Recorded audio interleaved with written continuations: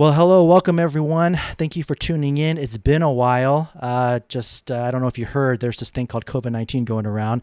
And so a couple scary moments for me personally, actually. And that's kind of halted me and just trying to get some time in with my friends and colleagues and bringing this back. But again, thanks guys for listening, whether you're listening to the audio version or you're on the YouTube channel. And today I have a friend of mine, and really excited because we get to talk about some really cool stuff that I actually personally struggle with. And I feel like a lot of you struggle with some of these topics as well. And so let me bring in my friend here. This is Mr. Sir in Korean, Hyung Daniel Im. All right. He is a pastor out in Canada. Is it Edmonton? Is that right? Yeah, Edmonton. Edmonton, Canada. But he actually just recently moved there. It's kind of a funny story. He moved back there. He came from Canada, came to the States, working over here for Lifeway for a number of years, pastoring out here as well. He's a teaching pastor. And then he went back to his home church, right? This is your home church? The church I was at before I came. Okay, Yeah. so went back to the church he came from, and so kind of a cool story there. But yeah, Daniel has done a lot of cool stuff. He has, again, rubbed elbows with like Eric Geiger, co-wrote a book with Dr. Ed Stetzer, did a bunch of cool training church conferences. And I got the privilege of first meeting Daniel. We had this thing called the 30 Network, and he was kind of like our guest lecturer, guest speaker, sharing a lot of good truth bombs with us there. And then I got an opportunity to meet up again with him because your church training conference. What was that called again? The church training conference? Yeah, Pipeline. Pipeline. That's right. Yeah, we did it at your church. We did it at our church, and I got to meet him again. And that's when I first met Todd Atkins. So that was fun. And so The Todd Atkins. The Todd Atkins. Yes. Todd, if you're listening, you are the Todd Atkins. Oh, completely. All right. So man, I'm super excited, and we got this time zone thing going on. So thank you for your time, Daniel. I really appreciate it. Hey, just real quick, just for those people who don't know you, I gave kind of a brief introduction to yourself, but why don't you just share a little bit about your family, anything else about yourself, and kind of your current ministry position right now. So it's good to be with you, John. The only Asian guy I know who has great facial hair. So 2 years. Took 2 years to grow this, 2 guys. years. Love it. Long story short, born and raised in Vancouver. So Korean, parents immigrated in the 70s, and been married for about 14 years. Have 3 children, an 11-year-old, a 9, almost 10-year-old, and a 6-year-old. So 3 little ones, 2 girls and a boy. And at the church, essentially I was serving at this church within kind of like a group's ministry, adult ministry sort of position, and doing multi-site things for the church too, discipleship, a lot of things that I was doing with No Silver Bullets. This was the place. If you've read that, this was the place where I really, it was kind of the I don't want to say test, kind of like the testing ground of it, right? Where we were working out a lot of the concepts, and then was at Lifeway for the last 5 years, and essentially came back about a year ago for an intentional succession process. So the church is 99 years old. We'll be turning 100 next year. I'll be taking over from a guy who's been leading this, one of the most gifted, incredible pastors, Keith Taylor, who's been leading this for the last 30 years. So it's just been incredible for me to come back and intentionally be mentored by him to lead this church into the future. I mean, I love it. I mean, this stuff I was doing at Lifeway, it was all about church multiplication. This church has planted over 60 churches since its beginning, probably 70 or 80 with all the granddaughter churches too. So it's just such a rich history of multiplication, and that's what I live, breathe, eat. So it's great to be back. Well, so I didn't know that you are going to be taking over as the head pastor here. I didn't know that. Yeah. Dude, so that was kind of congratulations. That's awesome. Thank you. It's been it's been an intentional process because he's been leading for so long. So, I mean, I wouldn't even, as I was talking to the elders, I was like, hey, if you had called me like 2 years from now, I wouldn't come, because like to learn under Keith and to be mentored by him in this way has been just a gift. So, yeah. Man, you have a unique experience there because, again, it's very rare for an Asian American to take over as a senior pastor. And Asian Canadian. Asian Canadian. Sorry. No, I'm good. I don't.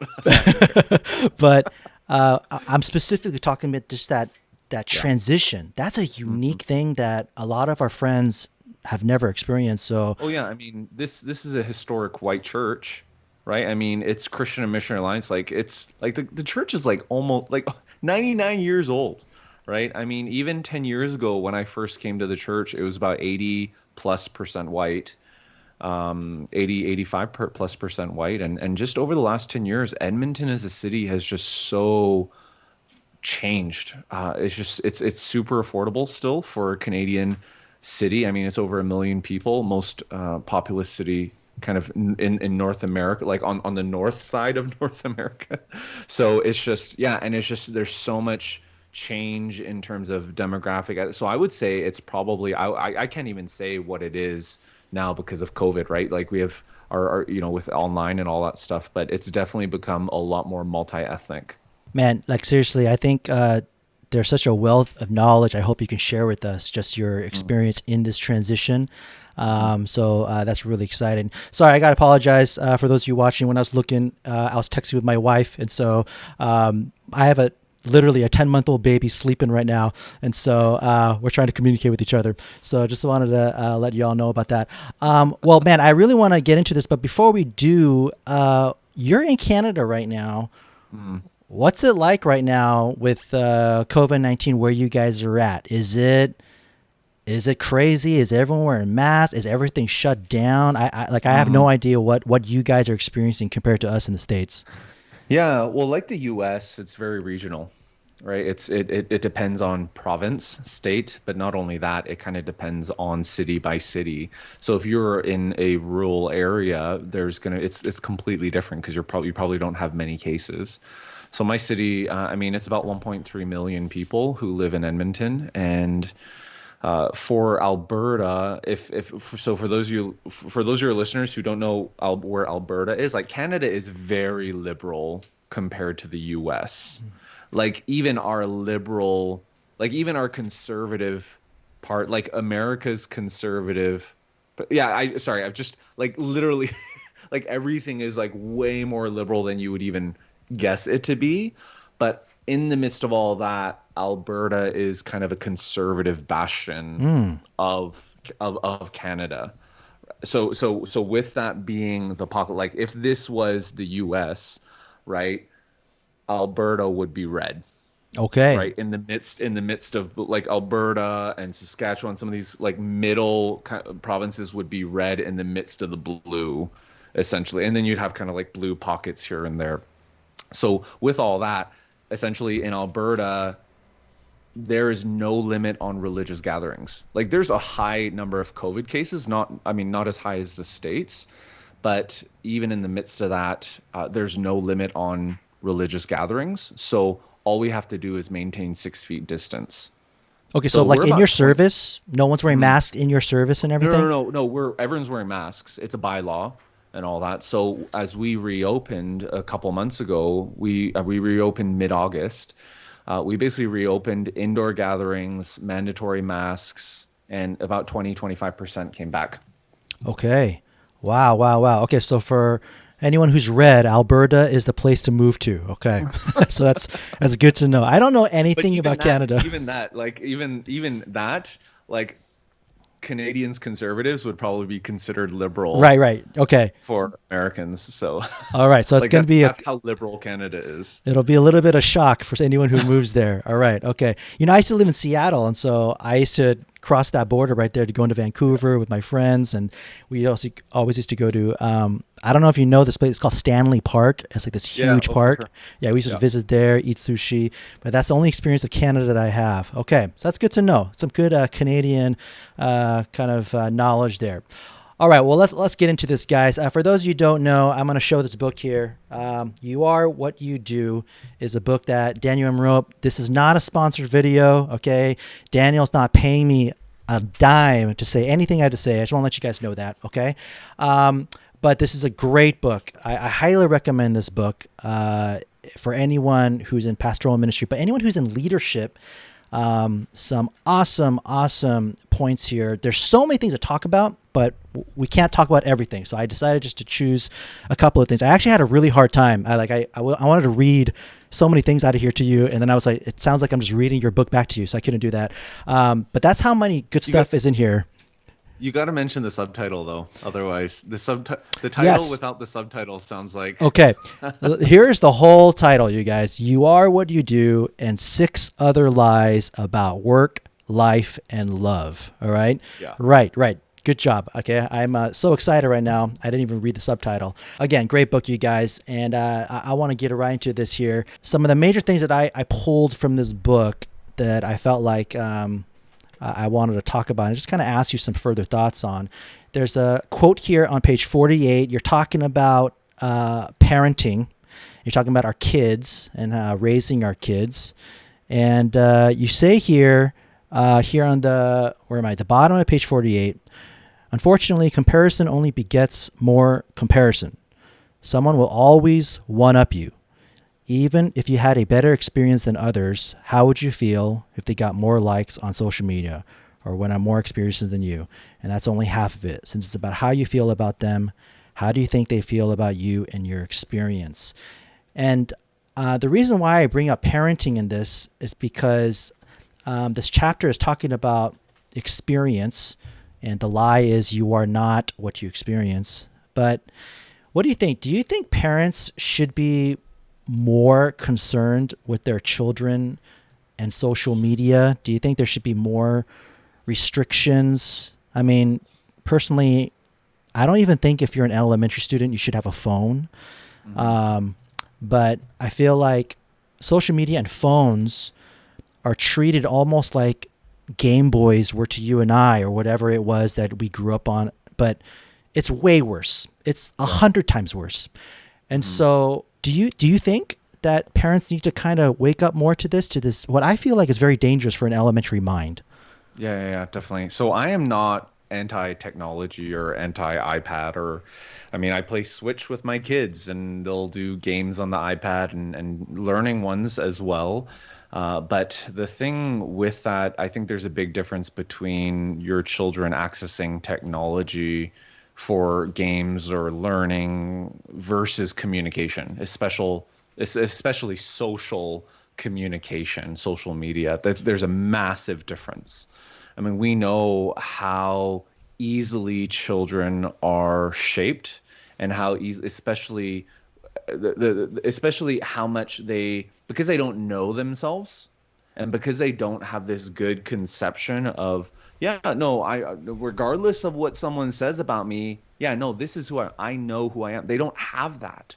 They're so, and that's kind of why your kid will, if you have children, they're like, and maybe if you don't have kids, you can think about the time when you were a kid and you're like, oh, mom, look at me. Can you look at me? And then you're just like, it's almost like it's not worth doing unless your mom or dad could see, right? Because the way they react says so much about you because your identity is being formed. And I mean, our identities are constantly being formed, even in your 30s, your 40s, continually, right? But what happens as we mature, we have a greater sense as to, this is a lie or this is truth.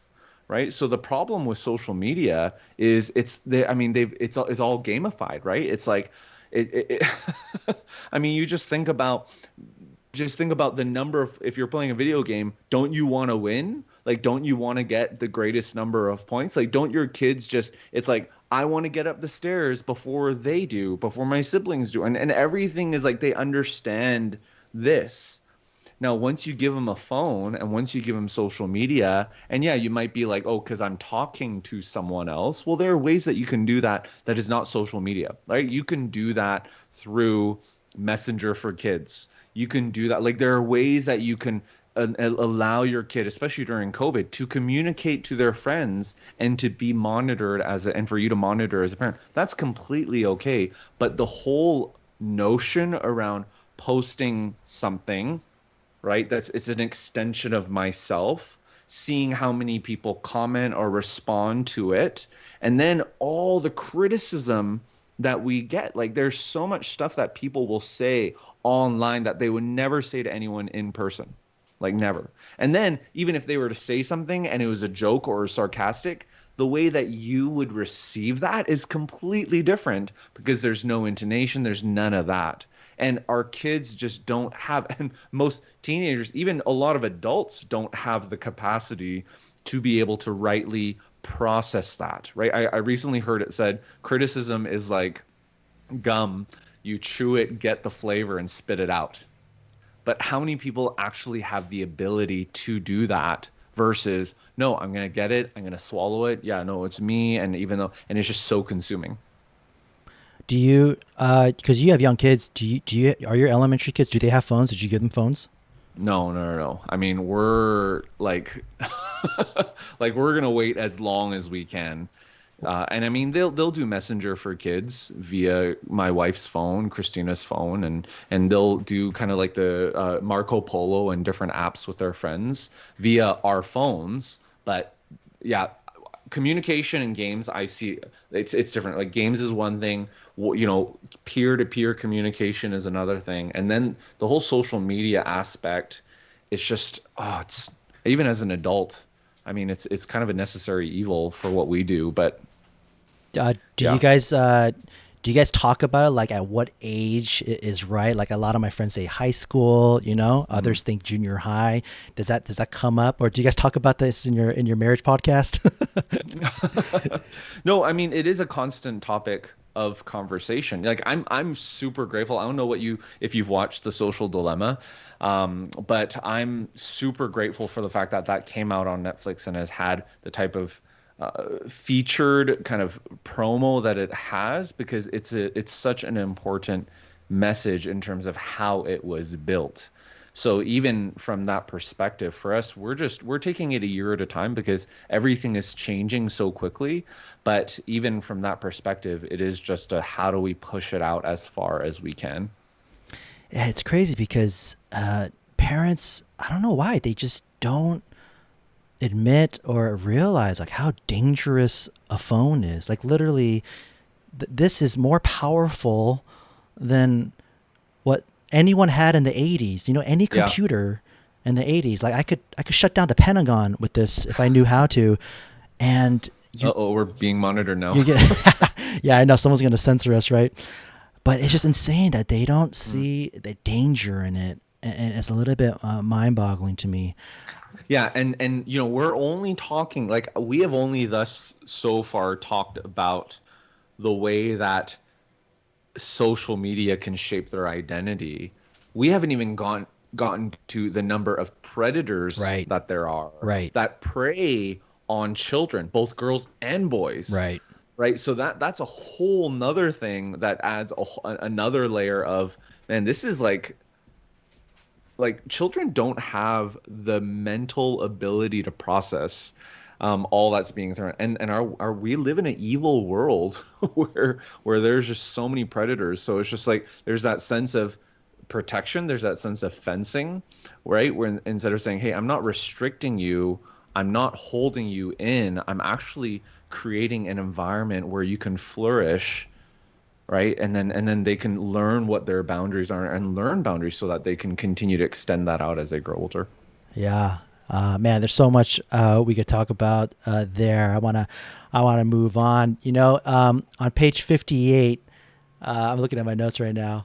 You share the struggle about fitting into the Korean crowd.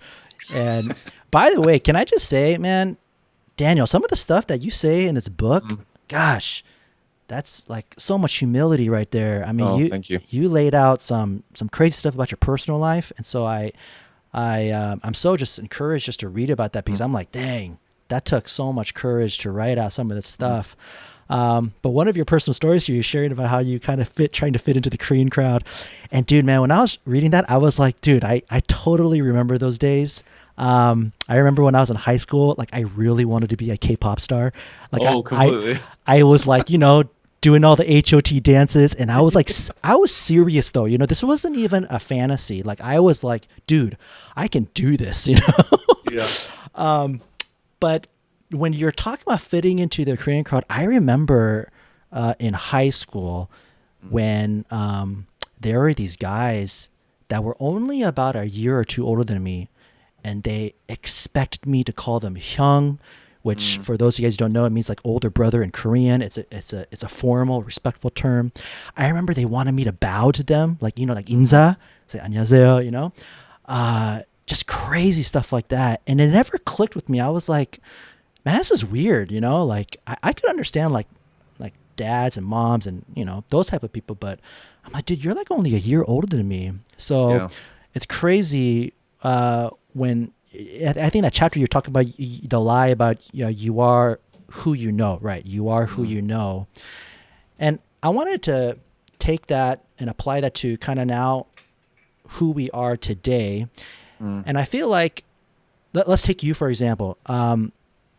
You might not agree with this, but I think this is not a far off assumption, which is as a Korean, okay, let's be honest, we don't see too many Koreans in the Christian marketplace, right? mhm. Uh, you have co-wrote a book with Ed Stetzer. You rubbed elbows with Eric Geiger.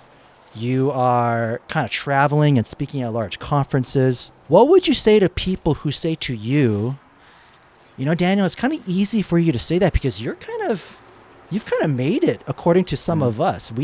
You're like doing things that some of us will never be doing those things. mm. You're in that upper status, so it's kind of easy for you to say that. How would you respond to that? Oh, yeah. I mean, thanks for the encouragement around the book. It was, I don't know how many times I wrote and delete and wrote and delete and wrote and delete Oh because my I was gosh, I just can't even imagine. with shame and, wrestling through that side of it. And it ultimately came down to, okay, whether, no matter what anyone says, like, is this going to glorify God?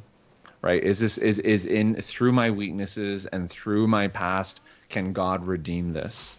And I was ultimately, yeah, it was, I'd be lying to tell you if it was easy to write that book. It was really difficult, but it was just that deep conviction of, man, I got to share this. I got to talk about this. Because I know if I do, there are others who have felt the same thing. And man, if I could point them to Christ, that's kind of my heart around that. Going to your question, it's interesting because I like you, I was serious. Like I was mad breakdancing, taking singing lessons, like full on, yeah, like just crazy breakdancing, all that Did stuff, you have right? a And we group? would Was there a group perform. of Yeah, guys? yeah, oh, there's totally a group, yeah. So I was, yeah, and then I wore the stuff. I remember Maja Flava. Like I got Yes. clothes from Korea, like Yep. not just so all this stuff I was doing that because I felt like that was the only that was I felt like that was an identity I wanted that I wanted to fit into. And I would lie, I'd be lying to you if I were to tell you that I wasn't an ambitious, prideful punk for a lot of my life. And I was. And in the first and last chapter, I just share how God so broke me in Korea when we were there for a couple of years and how everything just completely like it was such a shedding away that I felt like God dealt with so much in my heart and in my character and in my relationship with him that I know is not complete. Like I know it has to continue to come, but honestly, I really do attribute it to that. Right. When we came back from Korea, I in the midst of the desert, and we can go in there if you want to, but essentially, I really came to study the life of David, and David is this guy who, in the desert, right after being anointed by King Saul, in the desert, God shaped his character and his prayer life. And later on in his life, as Absalom tried to take over the kingdom, once again in the desert, shaped his character and his prayer life. And there's an incredible book. If any of your listeners are struggling with this idea of status and shouldn't I be doing more by now and all this, Gene Edwards, A Tale of Three Kings, is an incredible book. It's a super fast read, but it essentially says, hey, we all have kings. We can all be King Saul. There's actually a King Saul hiding in all of our hearts. But will you choose to act on that? And it's not a once and for all decision. So when we think about it from that perspective, and I feel like God has so torn all of this stuff off of me, from that point onward, I mean, honestly, I had a plan till I was like 80 of our life. I mean, Enneagram, if I'm a 3, Christina's a 3 as well. I mean, super achiever oriented. Had it all planned out. I was like, we're gonna do this, and ultimately, I just ended up in the midst of all that, and after coming back to Canada, and multiple years after, because I feel like it's just this continual, as we come before the Lord daily in humility and in the Word and in prayer. And as we continue to meet with Him, He shapes us, right? So in the midst of all of that, right, I just felt like God was saying, just be faithful in the little.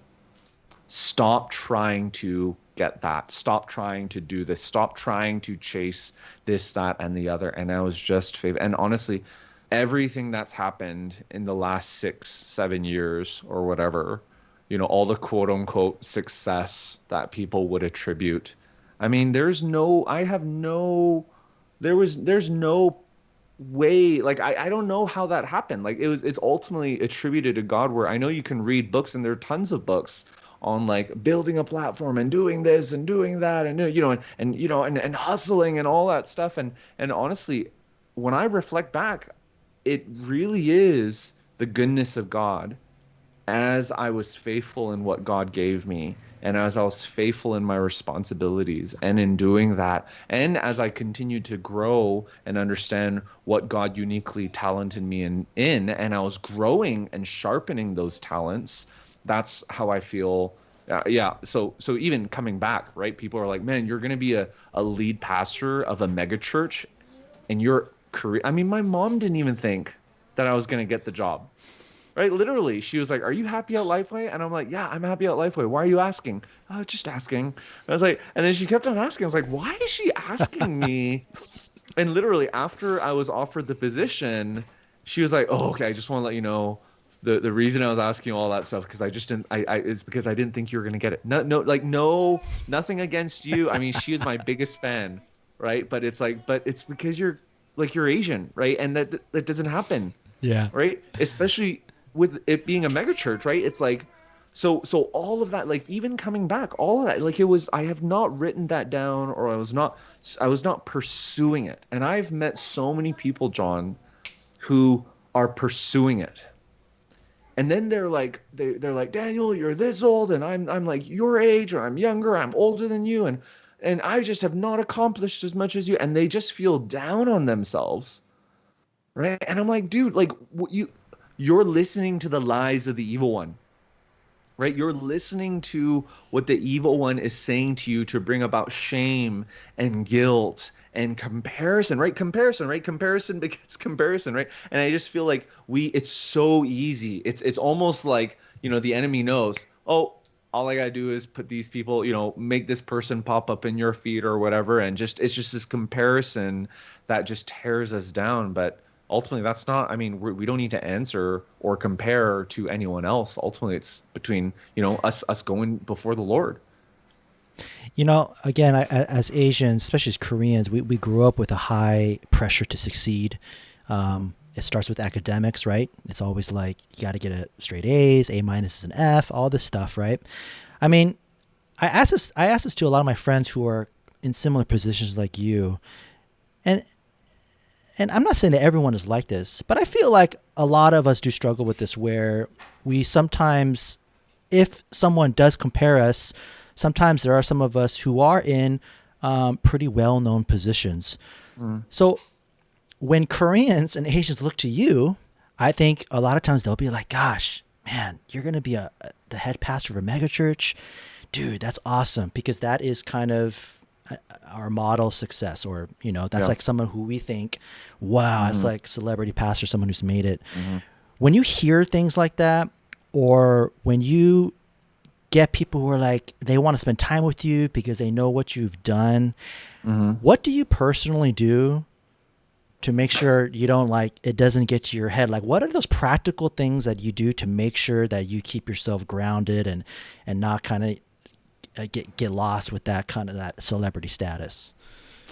Yeah, that's good because it's a trap, right? It's a trap. And, if you fall into the trap, even though you might feel good about yourself, you're likely comparing yourself against other people who have more or who have achieved more. So it's horrible. And I'd lie. I'd be lying if I were to say that I've never felt that. The temptation is consistently there. So for me, in answering your question, it's making sure that I'm surrounded by people who don't care. And my wife is going to be the first one that is simultaneously, biggest cheerleader on one hand for me, but also the one who's going to keep me humble.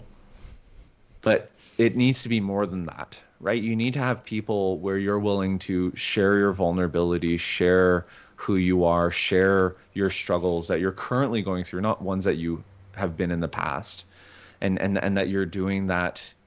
So for me, I started a men's group, and man, I've been loving it because I'm discipling these guys, but I am choosing to be completely authentic in what we're talking as we're working through the word and studying and praying for one another. Now, I know on the one hand, there's a power dynamic because I'm their pastor.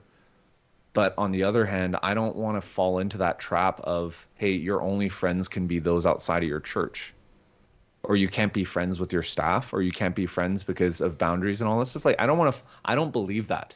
Like, I really do think that creates unhealthy cultures. And yet, it's messy because you might end up having to fire your friend or discipline or whatever. And I know that's incredibly messy, and it's hard. It tears you deep within, but I'd rather that and risk it than live than actually live with this veneer or live with this separation. Right. So I think it's this active, how do you just constantly have people in your life who don't care, who just don't care, and who are going to keep you humble? Because there are people and what's even interesting? So America has a culture. America has a celebrity culture. A lot of Commonwealth countries have this tall poppy syndrome, where if you're a tall poppy, like you stick out, you're going to get cut down. So it's so interesting because Canada is a mix between the two. Like when I was doing consulting and this work in Australia, that's like full on tall poppy culture where it's like no one is impressed. And in fact, if you are a quote unquote celebrity, everyone's going to tear you down and no one's going to it's just, yeah. Whereas in the States, there's so much of a celebrity culture, right? So it's bizarre because I think the longer you are in the States or the more you're surrounded and it becomes the air that you breathe, it's almost like, you start believing it and you start feeling good about yourself. The problem though is when you feel really good when people pay attention to you and ask you all those questions, is you're going to feel equally as bad when people criticize you. Right? The high that you get is going to be commensurate to the low that you're going to get with the criticism. And just one, like you might get 100 praises and just one criticism just kills you. Right? So there's that danger. But yeah, I don't know if that's the direction that you want to go in. No, I think about, as you're talking about that, I'm thinking about how in these past like 5 to 7 years, we have unfortunately seen the fall of some very well-known friends and pastors, and it's scary. And I think about who was their men's group, and oftentimes that's actually the first thing I look for. I always look for, okay, I want to know who was keeping this dude accountable, and the story is consistent. It's always like people were like, we never knew what was going on in this guy's life, and so I'm thankful for my small group because kind of like your men's group, my small group, they just see me as John. It's the greatest. Like they just treat me the way I should be treated, Like I'm just another guy, another dad, and it's just like 4 married couples. And so I'm very thankful for them. They help me stay grounded and remind me that, dude, you're just another guy, you're just Mm, another guy. I want to go to page 43 here, and this is the chapter where I think you're specifically talking about now raising kids and kids being the lie specifically being, yeah, you are who you raise, and that's a lie. mm, And on page 143, it says, unfortunately, children who have been parented according to this lie often grow up believing that contentment is found in pleasing others, since this was mm, the pattern set for them as children. So when these children become adults, they end up pursuing work, relationships, and hobbies in order to earn favor, love, and acceptance from others, not necessarily because they are passionate or called to it. Um, I used to be an elementary pastor for 8 years, and I would get real sad when I see these kids. Like I hear about their week, and their week is like jam packed with like tutoring lessons, instrument lessons, dance class. They're like in second grade. They're like studying for SATs, just like wild, wild stuff. I mean, do you think that there are some families or parents out there that kind of take the childhood away and ramp them up to like adulthood too early? Like it's like almost like they are preparing them, but they are not letting their kids be kids. mm, mm. Yeah, it's the whole comparison thing, right? Right? It's like, okay, so while your kid is playing basketball, right? There's a kid in China who is, right? And then you just fill in the blank, Yeah. right? And then there's just like and that's the trap of comparison, right? Where it's just like you're always comparing. The problem is you parent the way that you've been parented unless you Right. consciously do so otherwise. Right. So with all of that, I think the first question that parents need to ask is not hate on their parents, because they were parenting the way that they were being parented. And for me, I mean, my parents immigrated in the 70s. My dad didn't have a university degree. He was in kunde, right? He was in the military in his second year, and then he got his call to come because his sister sponsored him in Vancouver. And my mom, she graduated with a Bible college degree, not because she wanted to be a pastor, but because she met Jesus in high school, grew up in a Buddhist family, and was like, man, if this Jesus is real, I need to learn more about him. And she was sneaking away to church and went to Bible college, three older brothers, three younger brothers, right? It's such a beautiful story of redemption. And then they came to Canada, right? My dad came to Canada with $20. He spent $10 in the airport in Japan to buy a watch. And then he came with the rest, the $10, to Vancouver and was sleeping on the ground in his sister's and parents' place. I mean, and he built this incredible life that I'm so grateful for, that I and my sisters had the opportunity, because of their hard work, we had the opportunity to have the opportunities to play violin and to play hockey and do taekwondo and do all this stuff. So all that to say, don't spend time hating on your parents. Instead, choose to look at them through the lens of gratitude and see what sacrifices that they've made. Now, obviously, yeah. So here's the thing, right? I know the way that my Christina and I are parenting is very different than the way that my parents and her parents parented us, right? And part of that, there's this concept called generational wealth, right? And we didn't have to start out with nothing, because they started out with nothing. So we're able to, basically have a ladder up and a step up because of them. Now, so if you end up like hating on your parents and being like, man, my mom or my dad never played with me the way that I'm playing with my kid, well, that doesn't make any sense, because you can't, it's a completely different situation because of that step up, right? At least for me. So I think the biggest thing in light of this question is, okay, if my default is to parent the way that I've been parented, let's play this tape out 10 years from now, or 15 years from now, or 20 years from now. Like, what am I doing? And what are my values articulating and indicating when I parent in this manner? And in the grand scheme of things, does it matter? Right? And I think there's so much work that we need to do. Instead of spending so much mind space comparing, what would it look like if we spent that mind space reflecting? reflecting and building that relationship and recognizing that, yeah, you know what? They don't need to be in Kumon and this, and they don't need to do, I mean, literally, like, Come and they on. can, they all, right? I mean, it's just like, does it matter? And then when you begin asking reflective questions like that, and begin asking, why did I put them in this, or why am I placing that expectation on them? You can begin seeing the wheat from the weeds and begin, because a lot of it could actually be motivated, right, incorrectly in that manner. I was talking to my friend last week, and this kind of came to me while we were talking, and it specifically relates to this, where because we're raised in Asian culture with high pressure of success in academia, and just like what your book said, we were always seeking the approval from our Mm. parents, Oh, for sure. and for most of our parents who were immigrants, they didn't show us love like we see in the movies. So the way Mm. we related to them was through like doing a good job in school and Yeah. things like that.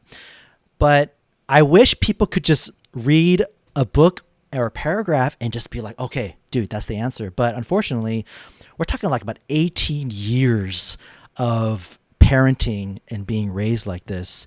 And so I see most Asians growing up still seeking approval from their superiors, managers, bosses, senior pastors, and they are seeking their approval rather than trying to learn how they are best shaped or skilled.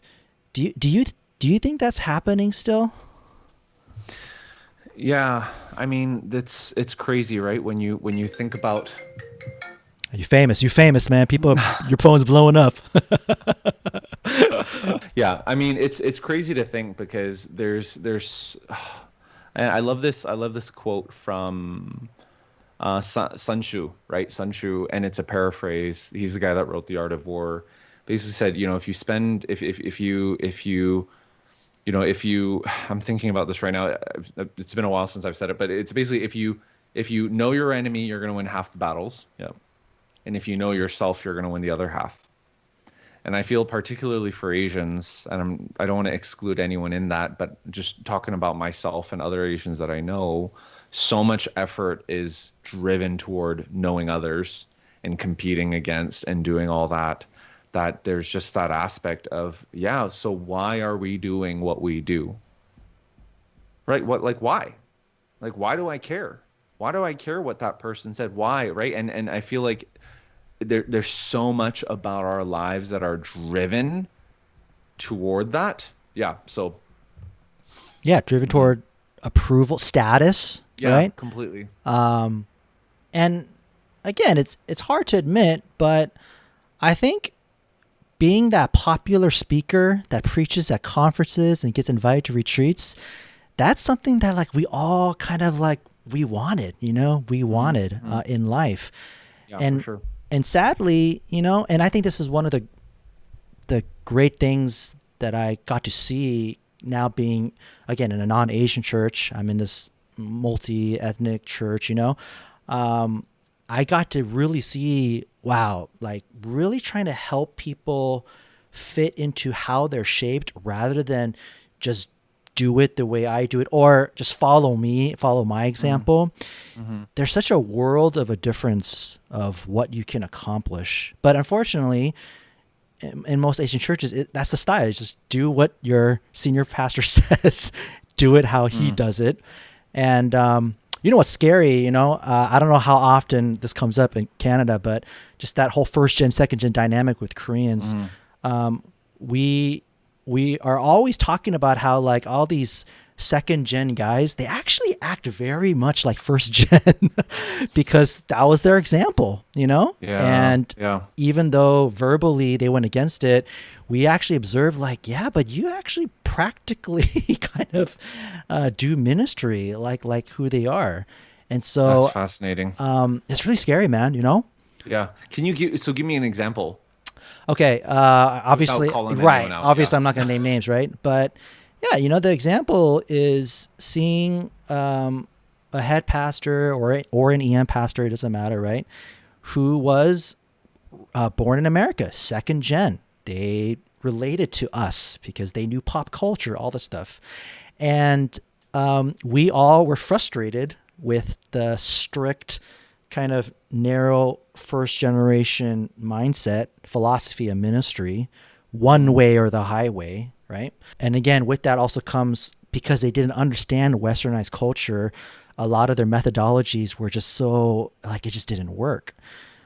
However, we see these same guys now get into positions of being the head guy, and we're noticing, like, wow, you might actually have better methods because you understand Western culture, and your practical ideas fit better because, again, you understand America better. But the leadership style is very first gen. Yeah. My way or the highway. If you disagree with me, I take great offense to that. Don't say no. I need you to say yes more. Just say yes, right? Yeah.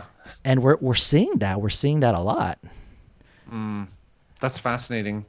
Yeah, dude, that's awesome. I love that. I love that insight because, we, just like we parent the way that we've been parented, we lead the way that we've been led. There's so much more, right, that's caught than taught when it comes to leadership. And unless you are consciously forming a view and a method to leadership, then you're just going to repeat, right? You're just going to repeat. So when you think about it from that perspective, there is that side of, okay, culturally, what is great? What needs to be thrown away? What can be redeemed? And are we patterning our leadership style after Jesus or after our culture?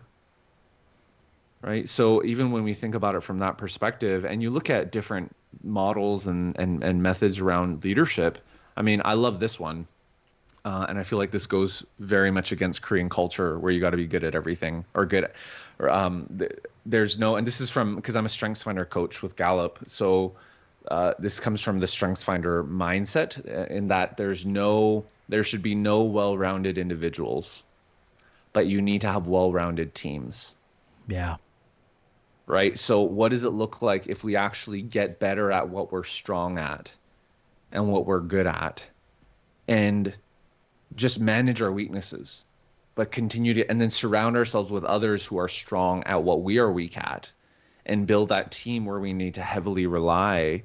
Because I think under the surface, there's this, I think with the well-rounded notion, there's this subtle lie that you have to be self-sufficient, right? Even in our culture, right? It's like, don't rely on handouts. Don't, you gotta make it. You gotta work. You gotta do it. You gotta achieve. And there's just this underlying, people might turn, it's just this immigrant mentality, right? Of no one's going to care about you.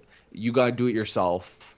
And in leadership, it's like, well, isn't it better? Like, would I not be a better leader if I'm great at everything? But the problem is, if you strive to be well-rounded at everything, you're not going to be great at anything, right? At anything. And when you look at that from that perspective, it's like, okay, well, isn't it humility when we surround ourselves with people who are better at this than us, right? Does that not make sense? So would we not actually have a broader and a bigger impact when we do that? And it's like, well, actually, I'm not really good at that. That's why this person is on the team. And we intentionally rely on one another.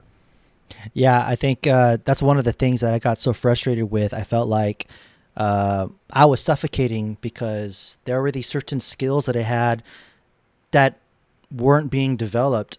And rather than just follow the plan, I was looked upon as like, you're always causing disruption. But I'm like, I think it's because there's like something that I'm good at, and I'm not really using it well. I'm trying to help you guys. So this whole idea of leadership development, I think, really lacks a lot in a lot of Asian churches. And by the way, and for anyone who's listening, I'm not trying to crap on any Asian pastors. Like, I have done this so much. One of the biggest lessons I learned was with Gen Z, coming in as a Gen Xer, or I'm like an Xennial, what they say. I always tell them, like, just do it like this. Like, I know more than you guys, just do it my way. And I totally failed. I was like, these young kids, they don't know anything. Just trust me, I know. I have been more experienced, and I totally failed. And so something that I have learned in my past as well. Let me do something here. I want to try this, and I hope you could be honest, but I'm gonna confess something to you, and I want you to give me some like real counseling. I'm gonna be vulnerable in front of this whole audience, and I want you to help me as my friend. And I know the answers are all in this book. Okay, I know they're all in this book, but let's get more personal here, okay? Because we have a relationship.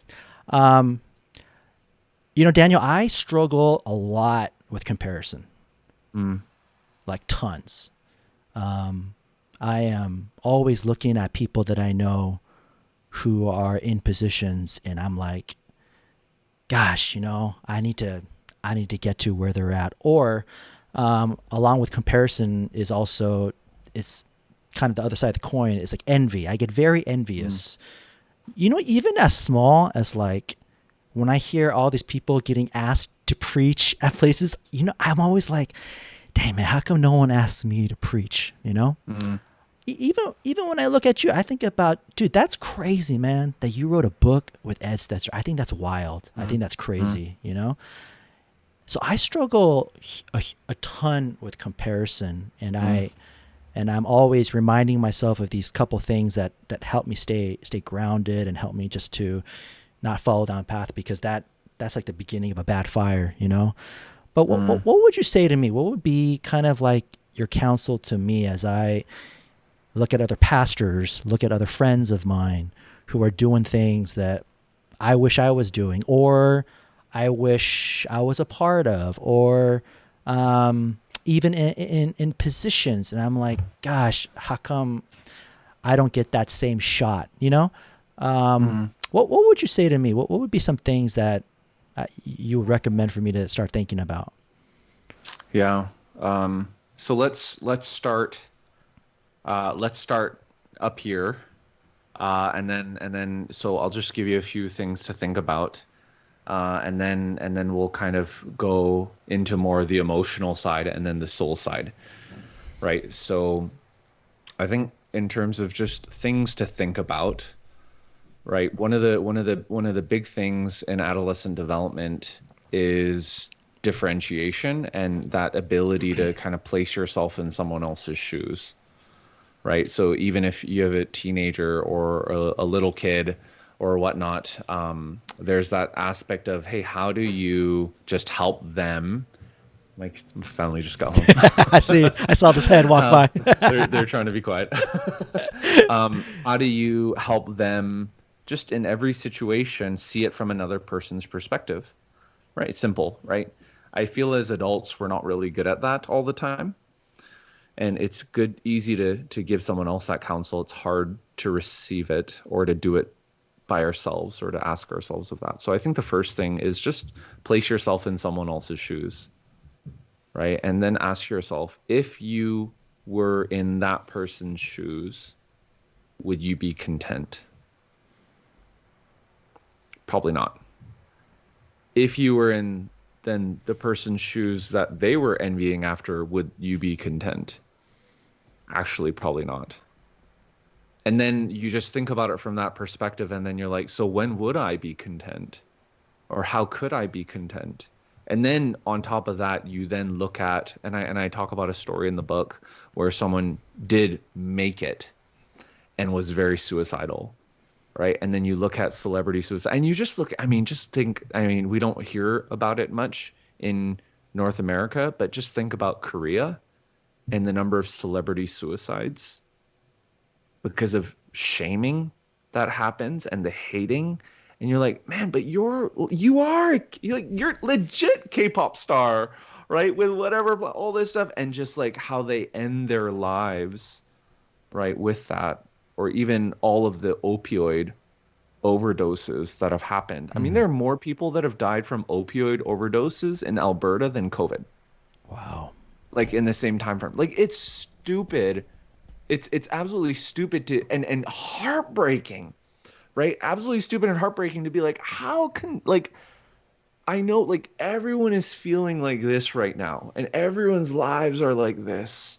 And just in a brief moment, right, a brief moment of weakness, you have succumbed to to that, right? And I recognize that addictions are, it's not plain and simple if you're addicted to a substance or whatever. And I know there's a big process, and we all have our hurts, hangups, and habits, right? CR, Celebrate Recovery. I mean, our church is massive on Celebrate Recovery. We love it, and it's so important, right? But I think we just need to I think from this perspective, we just need to place ourselves in someone else's shoes and be like, would you actually be content? And honestly, I love how it was said, basically we compare our behind the scenes with other people's highlight reels. Right. And you just remind yourself of that, and you're like, well, actually, yeah, that's right. That person, like, even if I got that, I wouldn't actually feel the way that I thought I would. So how do I actually create boundaries? So that's another thing, right? How do you create boundaries? And I know when it comes to Sabbath, I not only Sabbath, like legit Sabbath on Fridays, but I Sabbath from social media, Yeah. right? Because for me, it's a double-edged sword, right? So for me as a pastor, like going on Facebook and Instagram, I consider pastoral care, right? Not if I'm just flipping, but when I comment on people within our congregation, their images or their this or happy birthday, anniversary, or I interact, like I consider that a pastoral touch point. Yeah, for sure. Right. But if that's like the only thing that you do, then that's another problem. Right. But I think there's that moment where there's that side. And then also for my authoring and podcasting side of things, like I need to be present on social media and I need to interact. And there's that whole side of it. Right. So it's a necessary evil in that I am not one of those who say, hey, just ditch it all because it's evil and all this stuff. Right. I love what Tim Keller said. Right. He said, when a good thing becomes an ultimate thing, that's when it becomes a bad thing. Right. That's when it becomes an idol. So I do believe social media can be good, but not when it's ultimate. So for me, I Sabbath from social media. I Sabbath from email. Because I know that ding and that response, it's like, oh, I'm important, or this, that, and whatever. And it's just like, it's the highs and the lows. So I Sabbath from that. I love what Andy Crouch talks about in the TechWise family: 1 hour a day, 1 day a week, 1 week a year. Right. So for me, it's not a Sabbath from technology completely. For me, it's more of the social media and email. Right. So it's 1 hour a day, dinner time, 1 day a week on Fridays, and 1 week a year. That's our vacation period when we go on like one of our vacations. So that I would say that's just up here, right? And that's just kind of some patterns that you could do, right? From an emotional perspective, I would just, I would highly encourage you, and let's kind of mix the emotional and spiritual side. I would highly encourage you to practice solitude and silence and meditation on the Word of God, right? And actually catch yourself, be like, hey, when I am bored or I am in the middle of something and I am waiting, is my first reaction to pull out my phone, right? Especially when you're grocery shopping, right? And you're like waiting in line and literally like the person in front of you is putting their groceries on and you're just kind of waiting. Like, why can't you just pray? Like, or why can't you just interact and talk? Like, why do you have to, for literally 10 seconds or 15 seconds, why do you have to consume with this notification, that? So turn all your notifications off too, right? And other than from your family and such, because there's a way for you to do that, right? But when it comes to that, right, what does it look like for you to be still, right? And practice silence and solitude and meditating on God's word. So there's that, right? So there's that because ultimately, it's contentment only comes through Jesus, right? It only comes through Jesus. So all that to say, that's what I want to say. And then I just want to end with this, the truth of the scripture, right? Truth of the scripture. And I love what Jesus does in the Sermon on the Mount was my first seminary class.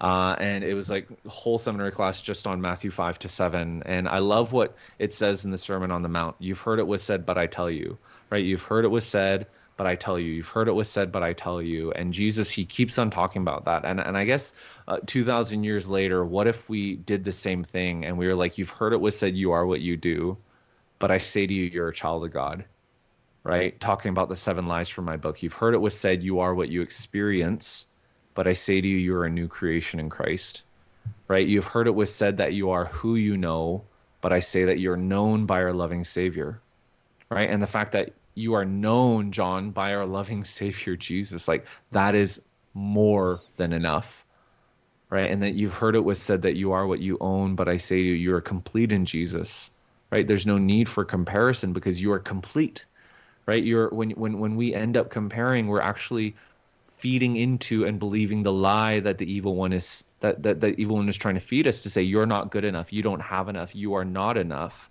It's like, no, we are enough. We are complete in Jesus. Colossians 2:9-10. Right. And as a parent, it's like, yeah, you've heard it was said you are who you raise, but I say to you, you're God's masterpiece and your children are God's masterpiece. Right. And lastly, you've heard it was said that you are your past, but I say to you, you're free from all condemnation in Christ Jesus. Right. So it's kind of a mix of that. And honestly, John, I struggle with it too. Like I honestly struggle with it too. And if I let myself feel better when I have a bigger quote unquote platform and influence than others, then in the same way, it's a double-edged sword. I'm gonna feel worse when I see some. And there's so many people that have, I could like literally wallow in self-pity because I've lost however many Twitter or Instagram followers, or not as many people have bought this book compared to No Silver Bullets or this, or like there's so many metrics that I could just wallow in self-pity and just sink into a deep depression and then turn to substances or addictions to self-cope and self-medicate. Like there's no, I don't have it all figured out. I could do that. Legit, I could. But I choose instead, what I shared with you. That's stuff what I'm doing, that I am practicing, and I need to catch myself. I'm like, man, why am I okay? What do I now need to do? Right? And I need to be in community and have people keep me honest and accountable. And we got to just kind of get out of our self bubbles.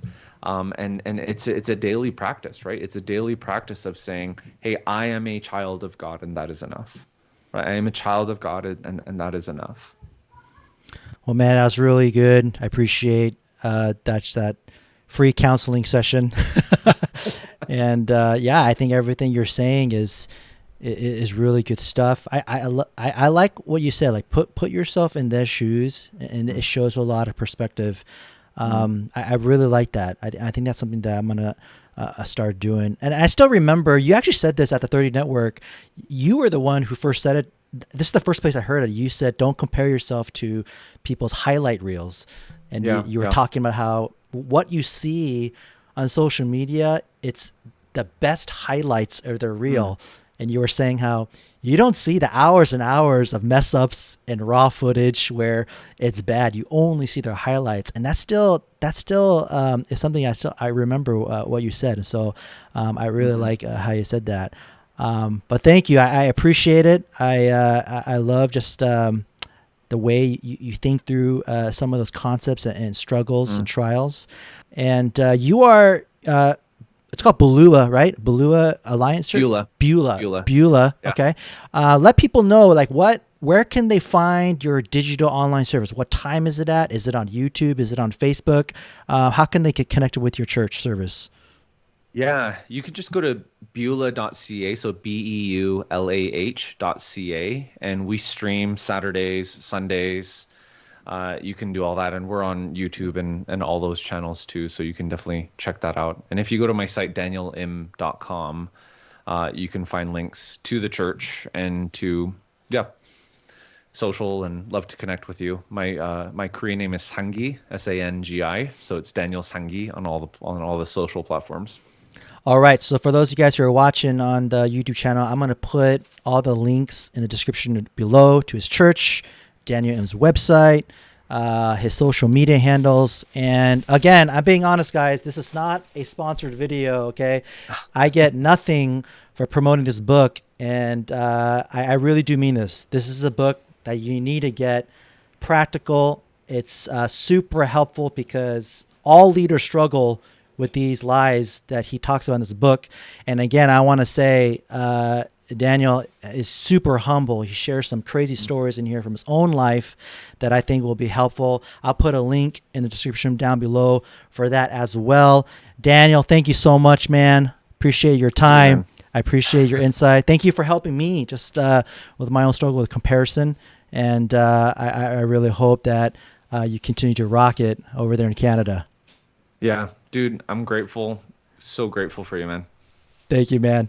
I ain't really changed like I thought I would. It's like another day in the good. Laid back sipping, sun rays on the pad. Ain't no worries when you're winning, ain't no way to be mad. Cookout vibe, got the whole fam present. Life is a blessing, thankful for every second. Best foot forward, I'm two-stepping. Best kept secret, I'm two weapons.